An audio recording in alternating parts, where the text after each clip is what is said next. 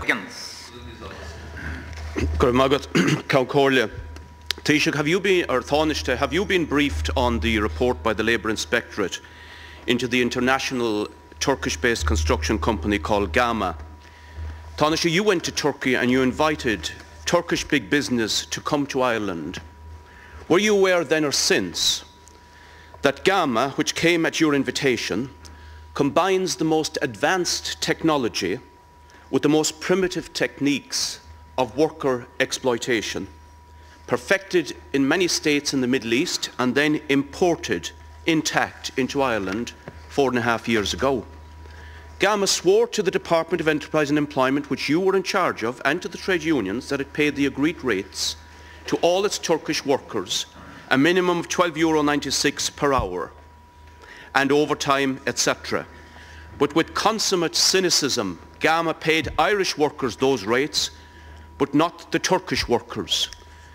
GAMA never gave its Turkish workers legal pay slips. These are GAMA's pay slips. One typical for a worker called Jamal shows in 1 month last summer he worked 330 hours, a monstrous 80 hours plus per week. Leaving aside overtime, just on the flat rate, he should get a minimum of €4,200 a month. He got less than €1,000 a month. Here is a bank statement from his account in the Ish Bank in Turkey. He got less than 250 cash to spend in Ireland for the month, and that then, and the rest, all from less than 1,000, paid into a Turkish lira and a euro account in Turkey. Where did the €3,000 go for that worker for that month? When the investigation began, the Turkish workers were coached under severe duress to say it went to accounts in their names in Finance Bank in Holland. They had to be coached because no worker knows or knew that they have accounts in their name in Finance Bank in Holland. So what in fact we have is a master fraud by a major entity in the construction scene in this country, a grand larceny of workers' wages amounting to millions of euro each month stolen from the workers, and tens of millions over the last year alone. And GAMA paid not a penny in income tax on behalf of the workers, not 1 penny, because they are exempt by agreement with you and the revenue commissioners from paying income tax, which gives them a hugely competitive edge, apart from the slave rates, with other construction companies which pay the trade union rates. Tánaiste, this is the most severe corporate criminality, the most severe exploitation of workers, and a threat to the wages and conditions of all workers, Irish and immigrant. I want this report published, and I want action immediately on it.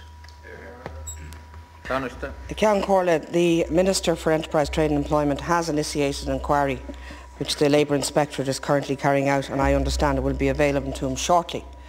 But in advance of that inquiry, the Minister has briefed the Cabinet in relation to some of the issues that Deputy Higgins has mentioned. And our law gives equal protection to foreign workers as it does to Irish workers. It does not discriminate in any respect in favour of our own indigenous population or other Europeans as opposed to those from outside the European Union.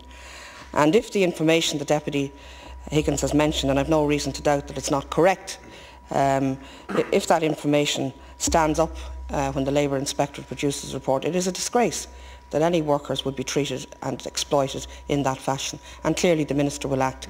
And I understand he has already given work permits to some of the workers of that company to move elsewhere to be employed by alternative employers. Whether the Minister can publish the report is obviously something he'll have to take advice on.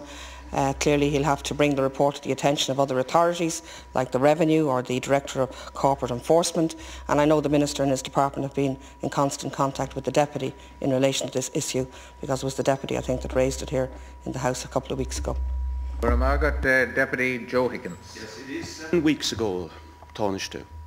And those who are now trying to delay the report, certain corporate entities who have stuff to hide, had plenty of time to come forward. Now, the independent deputies here afforded me the opportunity to raise this crucial issue and have done a very good service to Irish and immigrant workers. The Labour Inspectorate, I have to say, I haven't seen their report. Unfortunately, I would like to have it. But I do know that they have worked extremely hard on foot of the allegations and the information that the Socialist Party supplied to them.